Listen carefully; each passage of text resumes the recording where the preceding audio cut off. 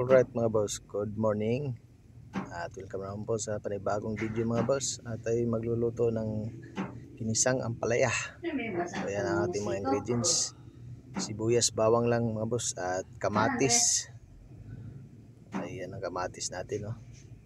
So magsarang na tayo ng kawali mga boss. Ayan yung ating kawali, nakasalang na. So lagyan natin ng mantika. Yun, medyo malabo mga boss dahil madilim. Yan, lagyan natin yung ating bawang, sibuyas. So sabay-sabay na natin yan mga boss. Ating mikos-mikos lang yan ng kaunti.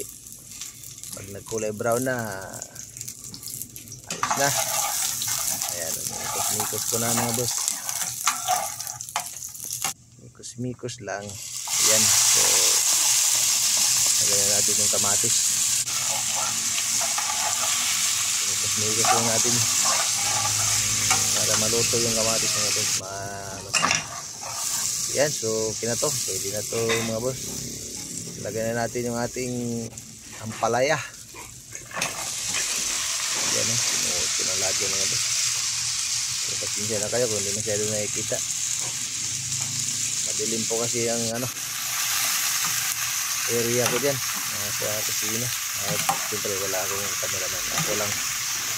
Yan, mikos-mikos ko na mga boss para maghalo na yung mga ingredients natin dyan. At ang sahog lang natin dyan mga boss ay log lang.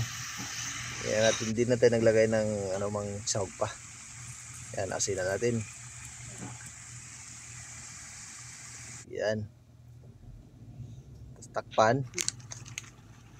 Ayan, okay na mga boss, luto na agad. Lagyan natin ng magic sarap para lalong sumarap mga boss. At ilagay na natin yung ating itlog. Ayan, so yan ang nagpapadala ng sarap dyan mga boss, yung itlog. Ayan, so mikos-mikos lang natin dyan. Halo-haloin natin para maghalo yung itlog sa ampalaya. Ayan, so hinalo-halo ko na mga boss. Ayan, napakasarap naman tingnan mga boss, lalo na pag tinikman nyo. Makakalimutan talaga ninyo ang inyong pangalan mga boss dyan sa aking recipe na yung isang kamatis with etlog. So ayan mga boss, mayroon na tayong pambaon sa ating trabaho. Yan mga boss, takpan na natin ng saglit. Tapos ayan na, luto na. So maraming salamat po sa lahat na nakaabot sa dulo ng aking video. See you next video mga